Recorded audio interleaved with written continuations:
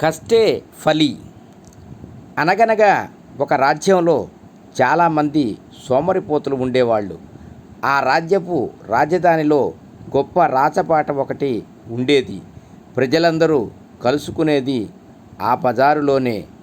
సోమరిపోతులందరూ ఒక పక్కన గుంపులు గుంపులుగా నిలబడి చోద్యం చూస్తుంటే, మిగతా వాళ్ళు కొందరు హడావిడిగా నడుస్తుంటే అందరూ నవ్వుకుంటూ మాట్లాడుకుంటూ సమయాన్ని వృధా చేస్తుండేవాళ్ళు. ఆ రాజ్యపు రాజు పాపం చాలా మంచివాడు. తన ప్రజలు ఇట్లా సోమరిపోతులుగా ఉండటం అతనికి నచ్చేది కాదు. వాళ్ళని ఎలాగైనా సరే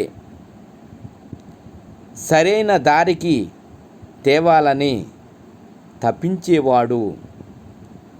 ఒకరోజు రాత్రి మారువేషం వేసుకుని ఒక చెట్టు నీడన ఊరికే కూర్చున్నాడు. తన ప్రజల్ని గమనిస్తూ అర్ధరాత్రి దాటిన తర్వాత ఎవరూ లేని సమయం చూసుకొని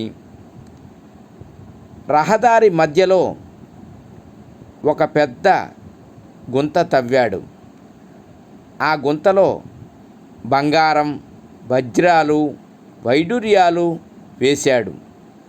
దగ్గరలోనే ఉన్న ఒక పెద్ద బండరాయిని మోసుకొచ్చి ఆ గుంతను కప్పిపెట్టి నేరుగా తన భవనానికి వెళ్ళిపోయాడు.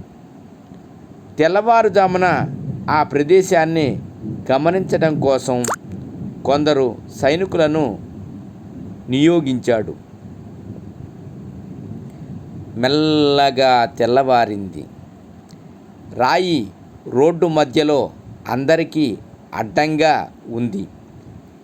ప్రజలకు చాలా ఇబ్బందికరంగా ఉన్నది కూడాను. అందరూ ఇబ్బంది పడుతున్నారు కానీ ఒక్కరు కూడా ఆ రాయిని ప్రక్కకు తొలగించటం లేదు. కొందరు సోమరిపోతులైతే ఏకంగా ఆ రాయి మీదే కూర్చొని ముచ్చట్లు చెప్పుకోవటం మొదలుపెట్టారు. వాహనాల వాళ్ళు దీన్ని తప్పించుకొని అటు ఇటు తిరుక్కుంటూ పోసాగారు. సాయంత్రం కావస్తున్నది. రోడ్డు మీద జనాల గుంపులు మెల్లగా ఇళ్లకు కదులుతున్నాయి.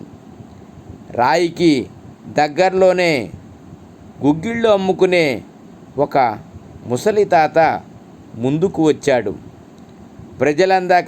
ప్రజలందరికీ ఇబ్బందికరంగా మారిన ఆ రాతిని తొలగించేందుకు పూనుకున్నాడు. రాయి చాలా బరువుగా ఉన్నది. దాన్ని ఎత్తటం చాలా కష్టం అయ్యింది. కానీ తాత చాలా శ్రమపడి రాతిని పక్కకు జరిపే చూస్తే ఏముంది, వజ్రాలు, బంగారం దొరికాయి. అతని సంతోషం అంతా ఇంత కాదు.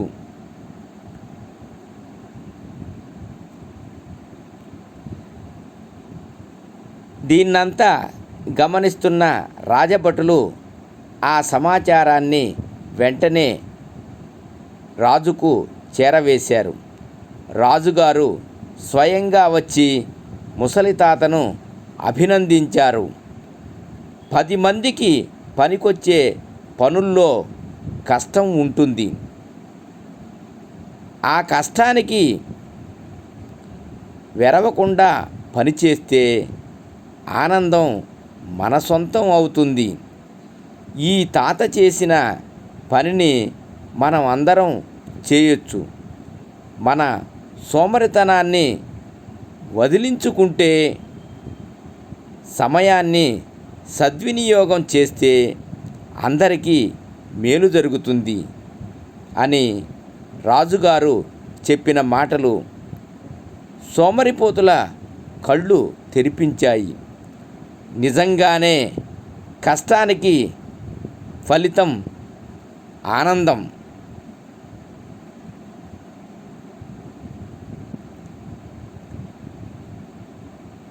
ఎవరు కష్టపడతారో వారికి తప్పకుండా ఫలితం తథ్యం. సర్వం శ్రీకృష్ణార్పణమస్తు. సర్వే జనా సుఖినో భవంతు.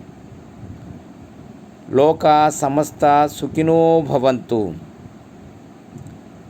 శుభం భూయాత్. ఓం శాంతి శాంతి శాంతి. ఓం నమః శివాయ.